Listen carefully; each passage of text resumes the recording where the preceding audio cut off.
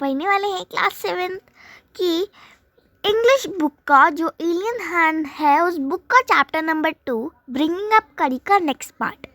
तो आप इस नेक्स्ट पार्ट को फुल ऑन पूरा देखिएगा और हाँ, हमारे चैनल को लाइक कर दीजिएगा, बेल आइकन को भी प्रेस कर दीजिएगा और हाँ, हमारे चैनल को सब्सक्राइब करना मत भूलिएगा ताकि आपको हमारे नए वीडियोस की नोटिफिकेशंस मिलती रहे।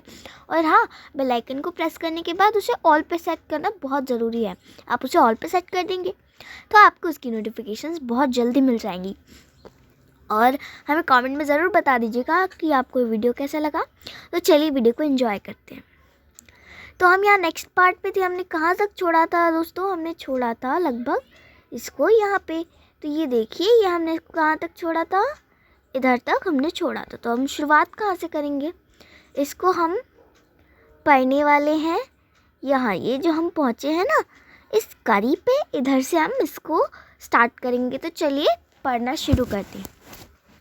Curry was like a baby. He had to be trained to be good if you did not tell him when he was naughty. He was up to more mischief than ever.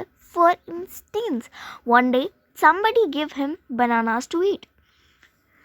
तो इसमें हमने क्या पढ़ा कि करी जो है बहुत ही छोटा, like a baby. करी वॉज लाइक अ बेबी। करी एक बहुत ही छोटा, करी एक बच्चे की तरह है। He was be train to be a good if, उसे हम लोग ट्रेन करते ताकि वो एक अच्छा व्यक्ति बन सके। और if you did not tell him when he was naughty, और अगर आप उसे मतलब वो नॉटी है, थोड़ा बहुत शरारती भी है उसमें, बट ही वाज अब मिस्चीफ दैन, लेकिन वो दिमाग से भी बहुत ही अच्छा है। For instance, one day somebody gave him some bananas to eat. For instance, एक समय की बात है, एक दिन किसी ने उसे कुछ बनानास दिए, केला दिए उसे खाने को।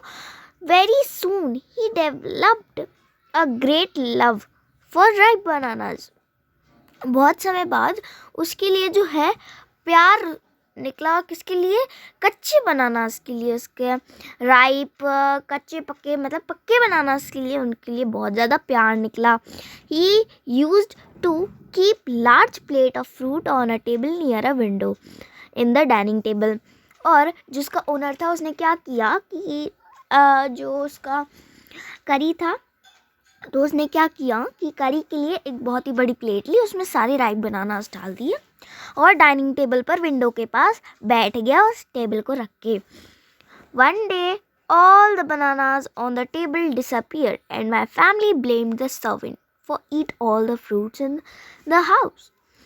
एक दिन सारे बनानास टेबल पर से गायब हो गए और मेरी पूरी फैमिली सर्वेंट्स पर ब्लेम कर रही थी कि उन्होंने सारे घर के फ्रूट्स खा लिए। The few days put on me, I know I had not done it. और कुछ दिनों बाद मैंने क्या किया? I had not to be done it. और मैंने ये सब नहीं किया था।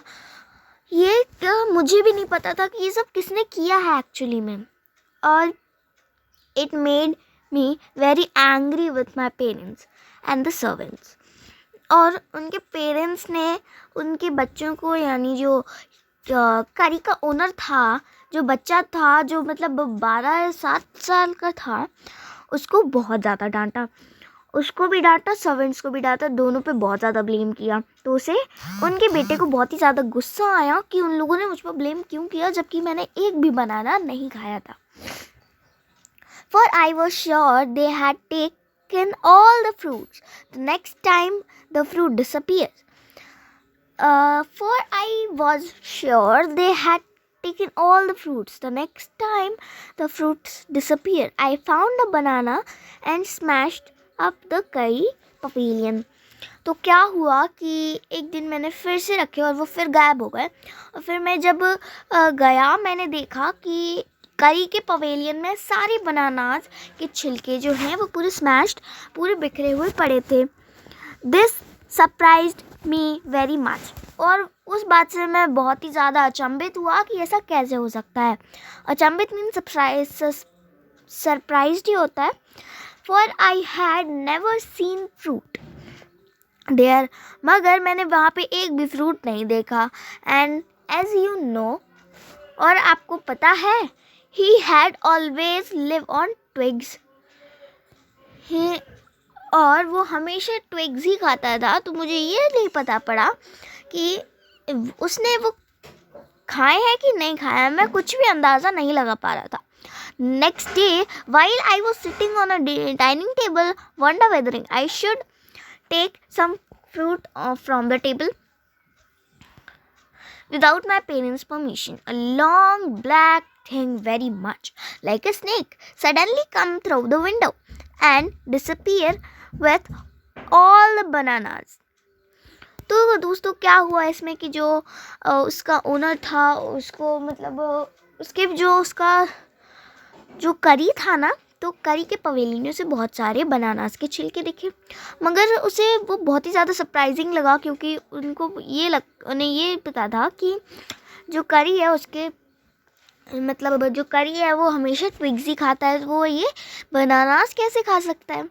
अगले दिन जब उसका जो ओनर था वो डाइनिंग टेबल पर बैठा था, उन्होंने अपनी फ्रूट की टेबल पूरी फ्रूट की जो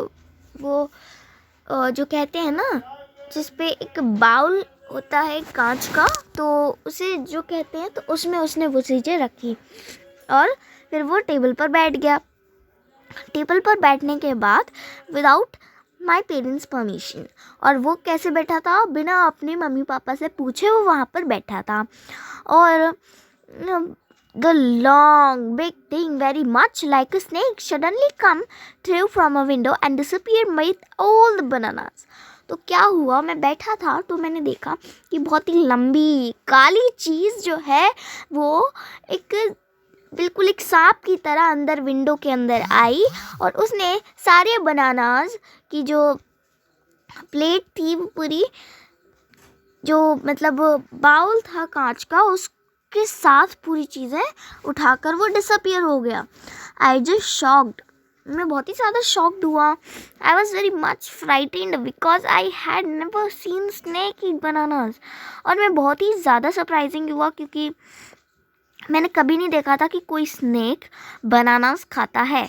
and I throw it much bean the tired snake that would seek in at take fruit, और ये सबसे टायर्ड स्नेक मुझे लगा क्योंकि इसने फ्रूट्स खाए, और फ्रूट्स एक्चुअली में कोई जो होते हैं स्नेक्स वो फ्रूट्स नहीं खाते हैं, तो मुझे बहुत ही अजीब लगा।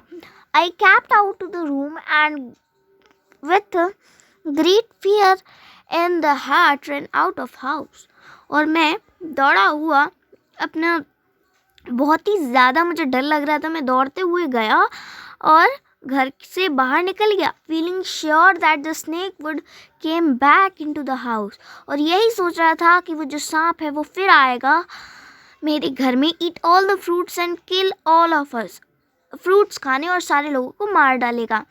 इस बात से मैं बहुत डर गया था, इसलिए मैं घर से बाहर चला गया। As I went out, I saw Kari back disappearing in the direction of a pavilion, and I was so frightened that I wanted his company to cheer me up. तो इसमें क्या हुआ, as I went out, I saw Kari's back disappear in the direction of a pavilion.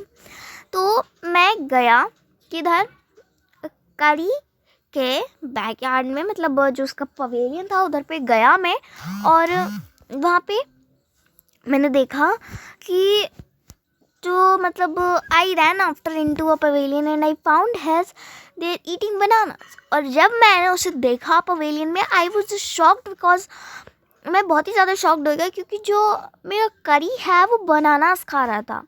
I should still in astonishment the bananas was laying strewn all the around him, और वो जो बनाना खा रहा था उसके अलावा बाकी के बनानास के छिलका वहाँ उसके बगल में डले हुए थे।